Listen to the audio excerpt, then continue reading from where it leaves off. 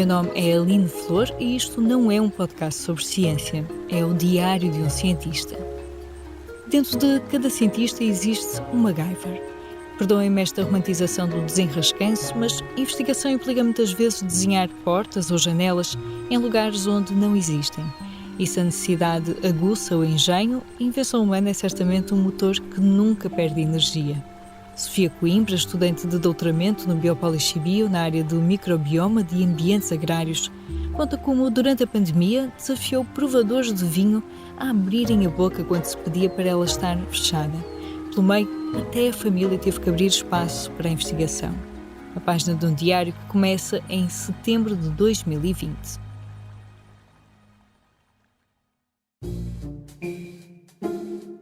Setembro de 2020.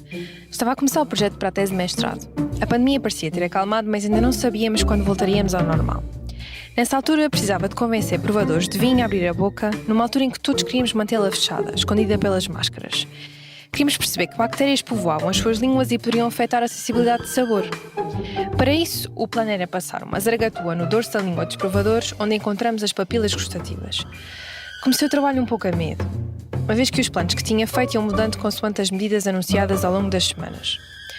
Depois de muitos e-mails e telefonemas, lá conseguimos enólogos e sommeliers da zona do Douro, Lisboa e Bairrada, com a condição de serem eles a recolher as suas próprias amostras. O nosso pedido era que, antes de fazerem uma prova de vinho, passassem uma zaragatua na língua e repetissem o processo depois de a prova acabar. No mesmo dia ou no dia seguinte, ia recolher as zaragatuas e assim fui enchendo o congelador da minha mãe de amostras da boca de desconhecidos. Com a comparação das amostras do antes e depois das provas de vinho, conseguimos ter noção de qual o efeito do álcool na diversidade microbiana.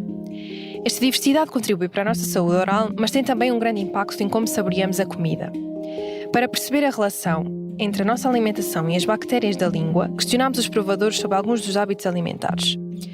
Com que regularidade consumiam alimentos ácidos, azedos ou amargos e alimentos doces, temperos fortes e, claro, o consumo de álcool dentro e fora da profissão.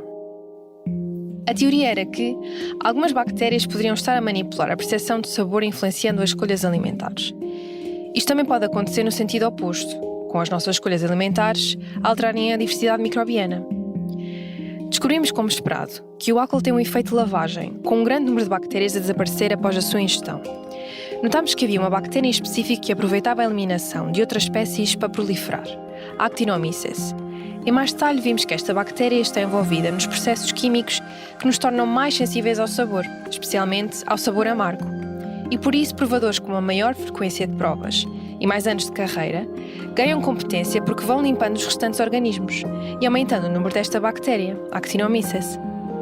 Como tínhamos provadores de diferentes tipos de vinho, conseguimos perceber que os espumantes são muito agressivos no microbioma.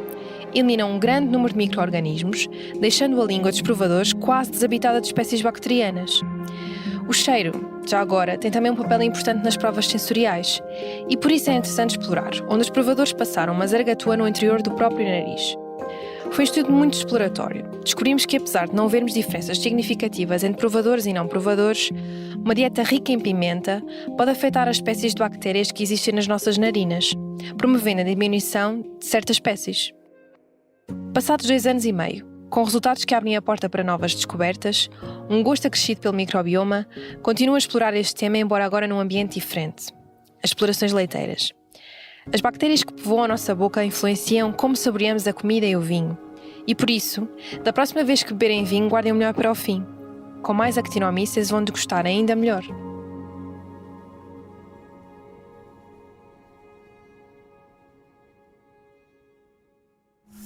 Querem folhear mais páginas deste diário? Encontre o texto da Sofia Coimbra no site do Público, com o título À Procura dos Micróbios, Explorações Leiteiras Vistas à Lupa. Para não perderem nenhum episódio do Diário de um Cientista, sigam o podcast no Spotify, Apple Podcasts ou na vossa plataforma preferida. O Diário de um Cientista é produzido por mim, Joel Alves, investigador do Biopolis Sibiu e da Universidade de Oxford, e pela Aline Flor, jornalista do Público, que ouviram no início do episódio. A sonoplastia é do Nuno Coelho e as ilustrações são do André Carrilho. O projeto Diário de um Cientista nasce de uma parceria entre a Associação Científica Biopolis e o Público, através do Azul. Durante o mês de agosto, vamos publicar histórias de investigadores sobre o mundo vivo à nossa volta. Não deixem escapar as páginas deste diário.